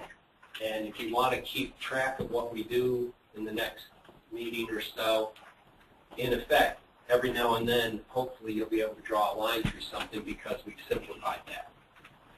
The only area of Veterans Park because of Tate's Creek is the Trent Boulevard, correct? Correct. So that's an example you may look at that later. Yeah, so Lansdowne, the only place that's listed on this entire chart is with Tate's Creek High and Southern Middle. Southern, that's the only place it's listed. Veterans is listed two places, both under Southern Middle and Tate's Creek Middle. Tate's Creek Elementary is only listed under Tate's Creek Middle. Squires is now listed a couple different places, but at least a significant portion of Squires now feeds into Tate's Creek High. Can I ask a basic question here? Absolutely. So as we look at this chart, our eyes should be drawn to those schools who are listed more than one time. Yes. And those are our areas that we want to address. So first thing that we'll do when we begin this process on, tomorrow night, is we'll eliminate all of those that are good to go at the moment. And we'll then begin to identify and address those that are not lined up, at least in a reasonable manner. Is that a process that will work? If you look on your screen also, I've identified them. The shaded areas, of course, are the elementary schools that we just worked on. The blue line, the red lines are the middle school boundaries and has the corresponding middle school name in it. And then the blue lines, the blue dotted lines is the high school boundaries with the corresponding high school name in it. So you could see how they correspond for most of this part, except for this one area that Bob was talking about. And frankly, I think I've got large maps here too that show this overlay, and where that blue line does not match a red line, and it could, that's an area to discuss. And it'll tie in also with the projection sheet, which is one of the other attachments. Have I oversimplified the process? Is that what you're telling me? Maybe. In my case, don't be on right there. Okay. And I think it'll require interaction between maps and data. And this, Definitely, yeah. Yeah. Is this legible for everybody? Can everybody understand this map the way it's drawn? Yeah. Yes. Yeah, I think so. Do you want those in large copies for the next meeting, or do you want those in small copies? Let's look at these here. I'll show you some maps here, and also, and I think very soon we should have large copies, new ones, but probably after tomorrow would be a good point. When we make the large ones, can we put street names on them again? I think we will do it a little differently than we did these last ones. The street names? Right. What does that mean? Yes. I mean, these large ones have street names, but they didn't prove to be as legible as we had hoped. Okay. But they proved to be pretty, but not as legible. So the next time we'll go for legible. Scott, if you could send it tonight, we could have large copies tomorrow. I'll see what I can do. It might not be the prettiest as in cartographically wise, but I can get the data on there. Thanks. Cartography is important. Colors and palettes. You know, how many shades of blue do we have? Okay. Okay, a couple other things. You notice the letter from the principal. It's pretty much self-explanatory since we're just trying to quickly go through things. I won't say anything more about it. It shows the results from the survey of the principals. Did you have a good response rate? 5 out of 11. So it really was not a good response rate. What else the matter with our principals, Lester? Well, I'll make you a list. I'll keep names off the list. We're talking about middle school principals here. Okay. Aren't you one of those? I am. I'll bet you filled it out, did you? Should. And you reminded me. But then I got sidetracked. Well, I apologize for calling you out publicly, but, you know, That's okay. that's why I've done it. Don't vote it. Don't email. Oh, yeah, that's right. Yeah. Okay.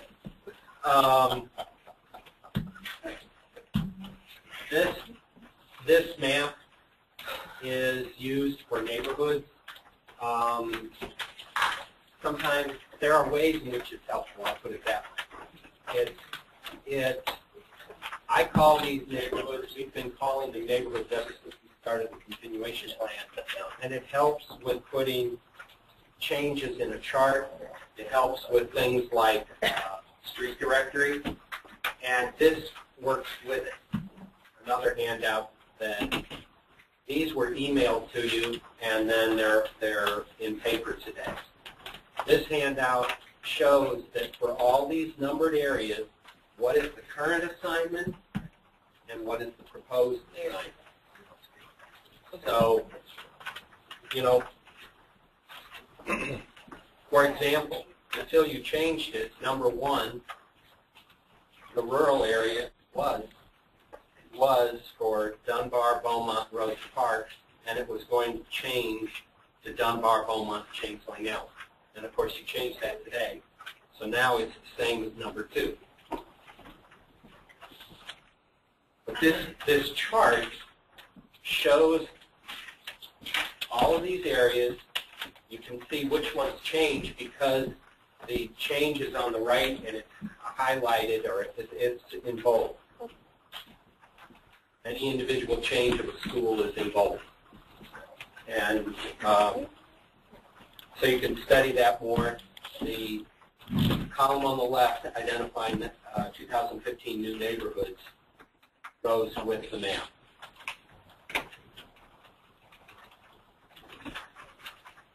This chart is a best estimate projection of kids in the building. Usually, you know, we've been emphasizing kids by residence, students by residence. This one attempts to go with students in the building estimating where they're going to go. And there is no perfect way to project that. To some extent, you have to do a little bit of mind reading, but really, the primary thing is we've already got projections for the year 2017 by school, assuming no redistricting. And every year, those are refined, and they become our staffing projections.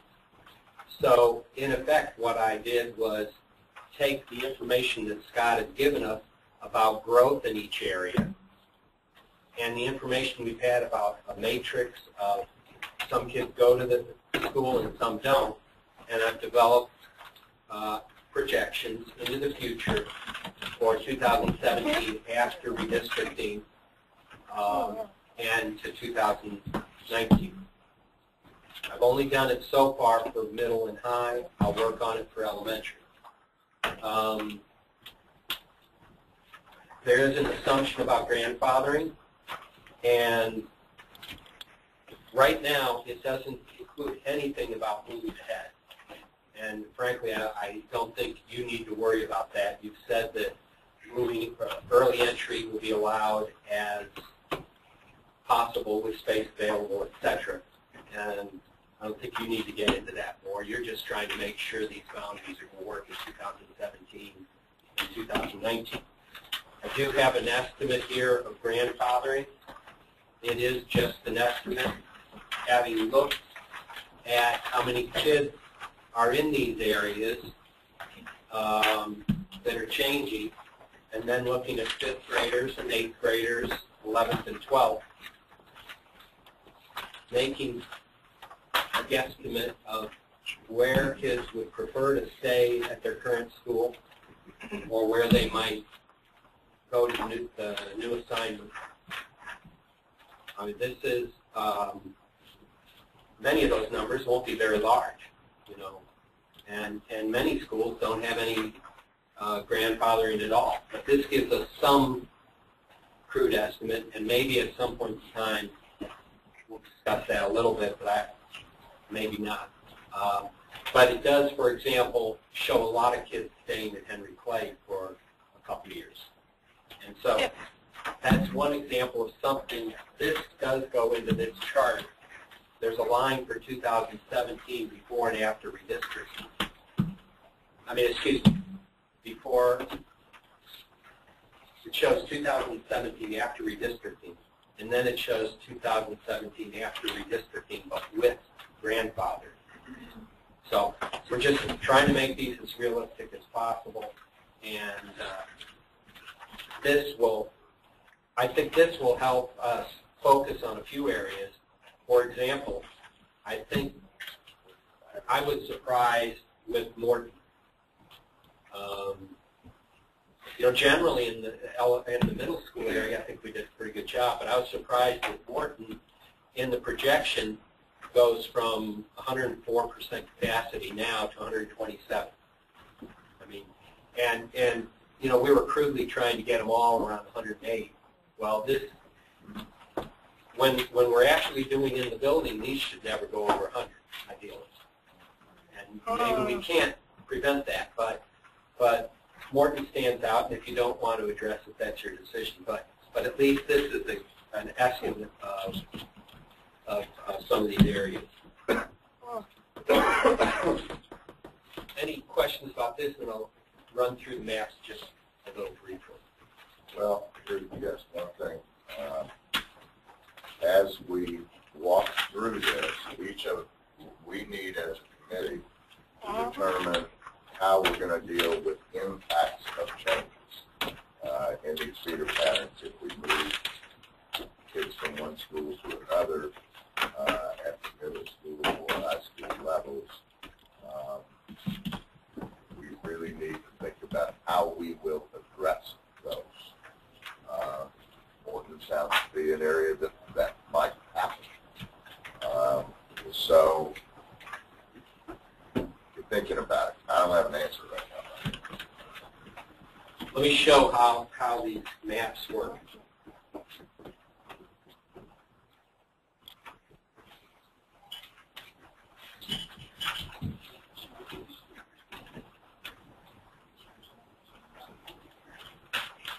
this this high school map shows the changes. It shows what was at the public meetings, and then it shows the changes you made. Bryan Station moved from proposed back into Bryan Station. The move out here near E.J. Hayes, where the area Stewart Hall, Charlesburg, or at least Charlesburg, would go into Henry Clay, where it had been proposed in high school. No change to Tate's Creek. This area was originally shown for Dunbar and is now proposed for Lafayette. And then there are 3 areas here, or 4, that you know were in the public draft first shown for Lafayette and are now shown for Dunbar. At the middle school level, and I'll show you overlay something in just a second. Just to review real quickly the changes you made at the middle school level. There was no change to Leestown. In the Winburn area, this area that had been Bryan Station, you put into Winburn, was closer. This area of Arlington had been in Winburn, and you put it into Bryan Station. This had been in LTMS in the proposal, and you put it into Morton. This, I don't know that you, this one surprised me a little bit. I don't know that you noticed that when adjusting things out here for Jesse Clark and Beaumont, and the discussion got into the LTMS area, you switched an area here that the proposal had shown in LTMS and put it into Beaumont. It's just a small area near the Red Mountain. Jesse Clark, there's still this area that you made the line more consistent here and moved this area from Beaumont into Jesse Clark. This area you moved from Morton into Jesse Clark. Over in this Tate's Creek area, you recall near Squires, you moved that from Edith J. Hayes into Tate's Creek Middle, and this area into Edith J. Hayes. You moved both of these areas from Crawford in the original proposal into E.J. Hayes, and that summarizes that. I made an overlay from high school, and so the blue line shows the high schools overlaying the middle. And so, for example, in this area, the high school line splits Beaumont. I mean, at least there are large groups of kids. So, you know, when it's that large, you probably can't affect that. But there might be other places maybe you can. Here's an example where and in fact, this is the one that Scott was showing, that in this area, there's the Squires area. The middle and the high school don't match. But if you look in the yellow highlighting, Henry Clay is still large.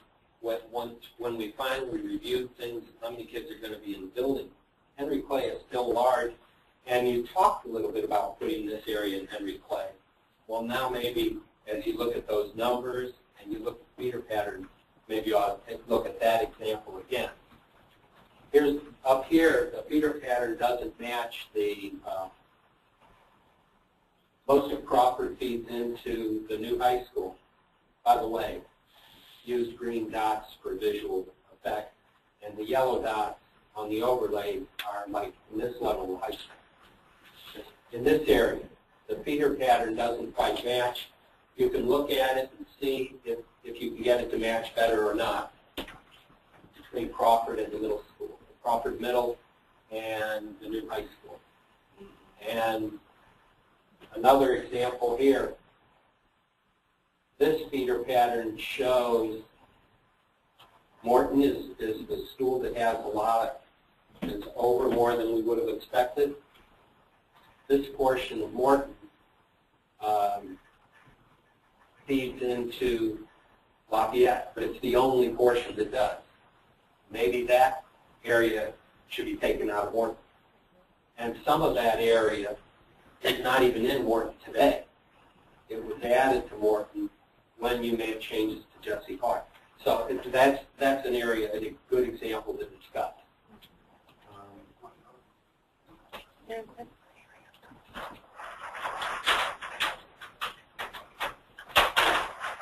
This shows the middle overlaying the high. So if, you know, they both say the same thing, but it's just a different way of looking at it. And of course, Scott's maps, a couple of sessions ago, he gave me maps that did show lines over the solid colors.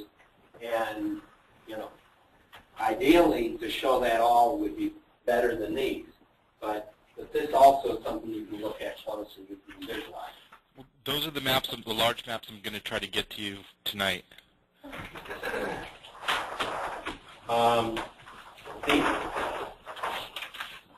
At the elementary level, we've talked about the changes made. This shows a few of the. This shows the changes. There weren't as many. This overlay shows middle on top of elementary. So you can see this of course is the same middle. And here's a couple examples where Hayes middle line doesn't match any of the elementary schools in this area. And here, for example, there's a large rural area here that maybe should be discussed to come up with a consistent line for middle and high. And it wouldn't affect a lot of people, but it might be something where you could get the lines to all go together out here for the new elementary, the middle school, and high school. Maybe. That's an example. And occasionally, we'll be able to see, well, here's a couple over here where Jesse Park, you know, this area of Garden Springs goes to Jesse Park, and at least Plays Mill is in a good feeder pattern for Jesse Clark. But Garden Springs, that's the only portion of Garden Springs. Maybe you don't want to get back into that. Maybe you do.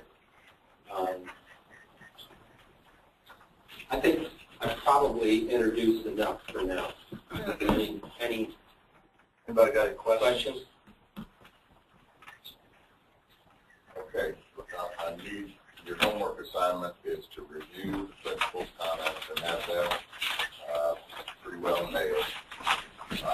And be thinking about, we need to think long and hard about whether or how do we make changes to all the work that we've done when we begin to move these feeder patterns around. So it's important. One of the options is you just leave it like it is. Go home. But you probably ought to walk through the process. Anybody? Sorry. I just want to put on the record I will not be here tomorrow. I have to take my son to Chicago, fly out to see his father in Mexico for spring break, so I won't be here. But I do want to put on the record if you guys could email it to me. Review that. Yeah. That would be awesome. Email it. We'll make sure we get there. I won't be here tomorrow, but my question is, are we going to set any meeting times after the week of spring break? Yeah, once you listen, I already said that. You're not paying attention. We're going to do that tomorrow night. I'm not going to be here. And, well, and so you can't bring your calendar. But yes, I'm anticipating these two after spring break, maybe 3 meetings. I'll talk. I'm sorry. All right. Anybody else? The maps that are going to be made public want to include feeder pattern dotted line. Will it be clear to the public that there might be some feeder pattern issues that we are going to? I will try to, in my message tonight, I'll try to alert everyone. There's 3 steps to this. One is what the committee recommends. We're done with that on our last. Then we may or may not make changes or tweaks based on feeder patterns. That could change. And then at the end of the day, we can make changes. So, we're going I think that's a good idea, and I think if you're at least, and then that's too, if possible, that we can mitigate the argument that we may changes after everybody has opportunity. That's fair. That's fair. Anyone else? Okay, folks, we'll see you here tomorrow night.